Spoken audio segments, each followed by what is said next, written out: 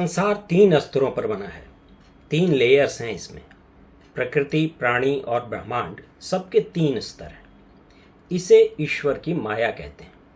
तो जानो कि माया के 3 स्तर हैं: स्थूल, सूक्ष्म और कारण। स्थूल वह जो मनुष्य की आंखों से दिखाई देता है और आकार में काफी बड़ा होता है। ईश्वर की माया की यह बाहरी परत है। सारे चराचर, प्रकृति, प्राणी और ब्रह्मांड, दिखाई देने वाली हर चीज का बाहरी रूप जैसी कि वह आभासित होती है, उसका स्थूल स्वरूप है, जिससे तुम उन्हें पहचानते हो। माया की दूसरी परत है सूक्ष्म माया, वह जो स्थूल परत के पीछे छिपी होती है, दिखाई नहीं देती, सब कुछ महसूस करती है, सब कुछ सोचती है, पर सामने नहीं आ सकती। जैसे कि तुम्हारे शरीर के भीतर तुम्हारा मन या मानस। सबसे भीतरी परत है कारण माया, त्रिगुण रज, तम, सत, जिसके प्रभाव से इच्छा, चाहना, ऐषणा, प्रेरणा और तृष्णा जन्म लेती है। और इन्हीं के प्रभाववश तुम्हारा मन या मानस, तुम्हारा सूक्ष्म शरीर कार्य करता है और उसकी इच्छानुसार तुम्हारे स्थूल शरीर के अंग कार्य करते हैं। तुम न तो शरीर हो, न मन, न इसके मूल में बैठे गुण। तुम तो इन सब से अलग बैठे हो, गुणातीत, निराकार। तुम सदैव इनके साथ रहते हो, इसीलिए कभी स्वयं को अपना स्थूल शरीर मान बैठते हो तो कभी अपना मन। तुम इनके जाल में उलझे हो, इसलिए बंधा हुआ महसूस करते हो। स्थूल और सूक्ष्म दोनों शरीरों द्वारा भुगते जाने वाले सुख और तकलीफों को अपना और असली मान बैठते हो। ये 3 गुण रज, तम और सत बराबर मात्रा में नहीं होते। रज के प्रभाववश मन सांसारिक सुखों की कामना करता है और भोग में रम जाता है। तम अर्थात अंधकार के बढ़ने से अच्छे बुरे का विभेद करना असंभव हो जाता है और मन अपराध और बुरे कर्मों की ओर प्रवृत्त होता है। जबकि सत ज्ञान और ईश्वर में आस्था जगाता है। इन गुणों के प्रभाववश तुम्हें लगता है कि तुम मन के गुलाम हो, बंधे हुए हो, लेकिन ऐसा नहीं है। जरा मन को काबू करने की कोशिश तो करो, वह तुम्हारा गुलाम हो जाएगा, क्योंकि तुम मन से बंधे हुए नहीं हो, वह तो तुम्हारे भीतर है। तुम तो इन 3 गुणों से भी ऊपर हो, जिनके प्रभाव में मन कार्य करता है। संसार को, सृष्टि को समझने चलो तो ईश्वर की माया की इन परतों में ही उलझ जाओ, खो जाओ। जो इन तीनों के पार पहुंच पाया, उसने सृष्टा को, ईश्वर को, स्वयं को देख लिया।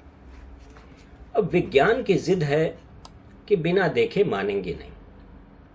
हजारों वर्षों तक मनुष्य सृष्टि के बाहरी स्थूल स्वरूप को ही देखता रहा, डरता रहा, घबराता रहा। ग्रह, नक्षत्र, तारे, सूर्य, रात्रि का अंधकार, मेघ गर्जन, बरसात, बर्फबारी, जंगल, पहाड़, समुद्र, सब कुछ डराने वाले थे, विराट, अनंत विस्तार वाले और समझ से परे।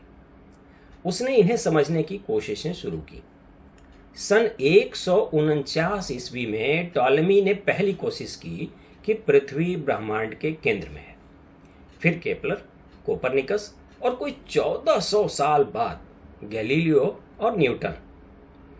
गैलीलियो अपनी बनाई दूरबीन से रात्रि का आकाश खंगालते रहे और न्यूटन ने गति और गुरुत्व का सिद्धांत बताया।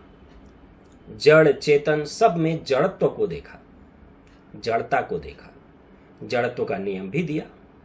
हालांकि यह उनकी आस्तिक चेतना को झंझोड़ता रहा कि सब कुछ यदि नियम या सिद्धांत से ही चलना है तो फिर ईश्वर के होने न होने का क्या मतलब। पर यह तो स्थूल संसार को समझने का प्रयास था। सवाल जब तक भीमकाय और बहुत बड़े पिंडों का था, धीमी गति का था, न्यूटन के नियम चलते रहे। बात जब स्थूल से सूक्ष्म पर आई, सारे नियम गड़बड़ा गए। न्यूटन की समझ की सीमा सामने आ गई। 20वीं सदी के प्रारंभ में 3-4 जिज्ञासु और सामने आए, जिन्होंने न्यूटन से आगे की यात्रा शुरू की। थॉमसन, चैडविक, रदरफोर्ड और आइंस्टीन। थॉमसन, चैडविक, रदरफोर्ड ने भारी और बड़े पदार्थों के भीतर सूक्ष्म कणों इलेक्ट्रॉन, न्यूट्रॉन और प्रोटॉन का पता लगाया, जबकि आइंस्टीन ने अत्यंत तीव्र गति से चलने वाली चीजों की प्रकृति समझने की चेष्टा की। नील्स बोर ने ठीक इसी वक्त यह बताया कि कोई भी वस्तु एक ही वक्त में तरंग भी है और कण भी। हर पदार्थ की दोहरी प्रकृति है, दोहरी प्रवृत्ति है। तुम समझने जाओ तो खुद ही उलझ जाओ।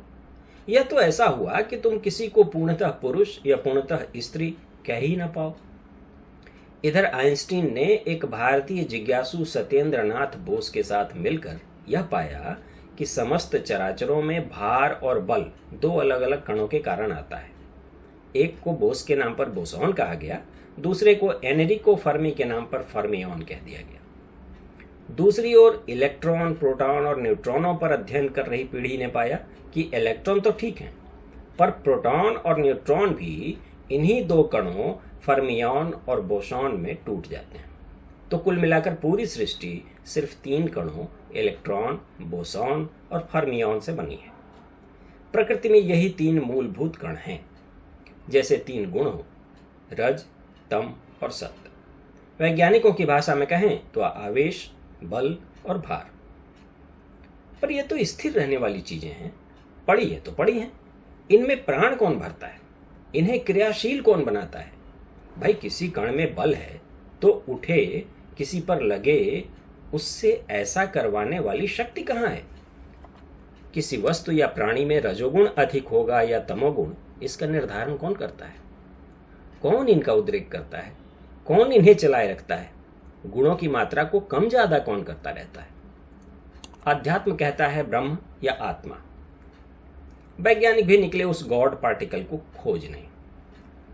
2012 में उन्होंने उसे देखा, क्षणांश को।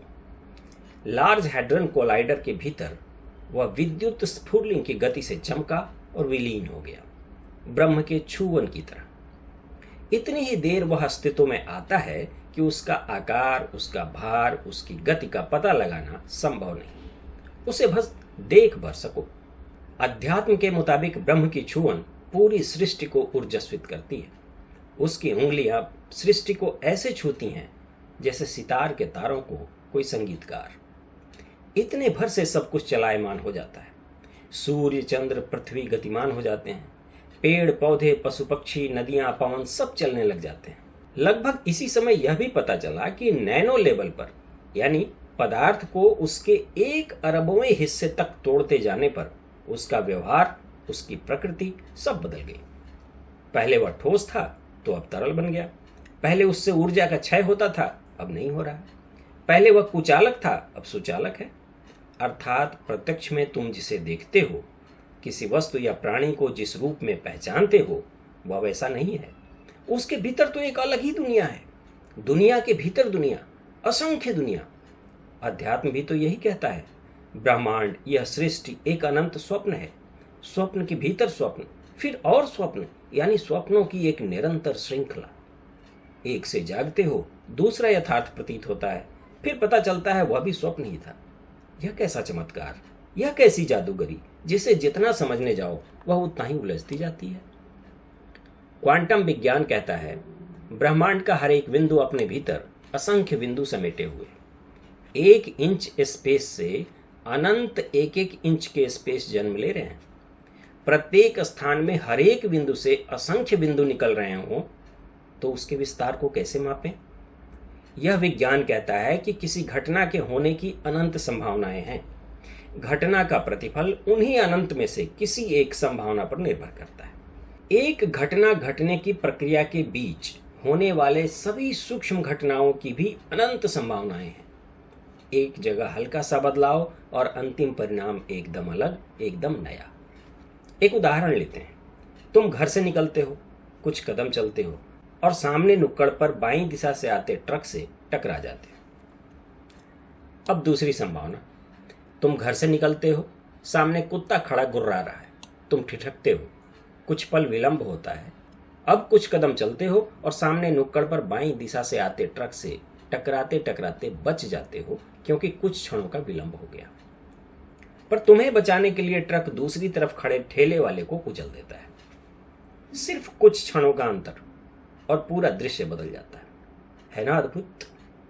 कुछ क्षण पहले मर तुम रहे थे, ठेले वाला दर्शक था, अब तुम दर्शक हो और वह मर गया।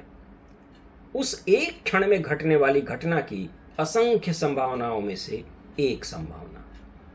अध्यात्म कहता है कर्मों के फल तो मिलेंगे, पर वह असंख्य संभावनाओं के अधीन होंगे। किस वक्त कर्म आरंभ हुआ, कितनी तीव्रता या आवेग से किया गया, किस हुनर और किस परिवेश में हुआ, कैसी भावनावश हुआ, ऐसी ही अनंत संभावनाओं के अधीन है प्रतिफल।